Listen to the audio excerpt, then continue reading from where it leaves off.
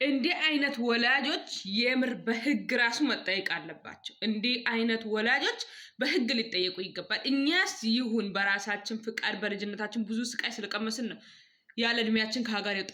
በ13 ዓመቷ እንኳን መስራት እንኳን ስራ ልትሰራ ምግብ እንኳን ሰርታ ማችል ልጅ ናት አሉች።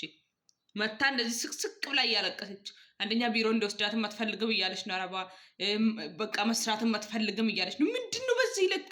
ኧረ ተው ወላጆች፣ ኧረ ተው። ልጅ እኮ የወለዳችሁት ልታሳድጉት እንጂ ሳታርግ ሄዳ ተሰዳ ከሰው በታች ሆና እናንተን እንድታሳድጋችሁ አይደለም። እናንተ አስቡ እንጂ ቤተሰቦች፣ ምንድን ነው እንደው ደሃ ሆናችሁ ልጃችሁ ጋር ብትኖሩስ ምን ይመስላችኋል? ኧረ ተው ግን ተው።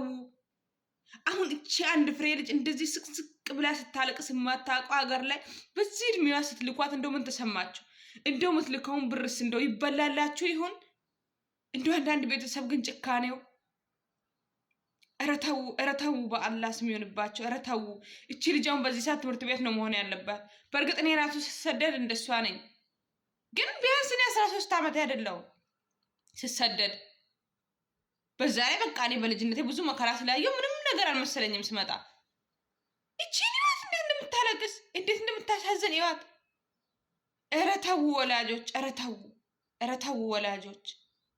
ኧረ እያስባችሁ ቢያንስ 3 ዓመት 4 ዓመት ብትታገሷት ምን አለበት? ቢያንስ 17 ዓመት እስኪሞላት፣ ሌላው ቢቀር 17 እስኪሞላት ብትታገሷት ምን አለበት?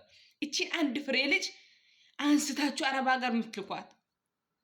ይቺ እኮ ትልቅ ልብስ ስላለበሳችኋት እንጂ ዩኒፎርም ብትለብስ እኮ በጣም ትንሽ ልጅ ናት። ተው።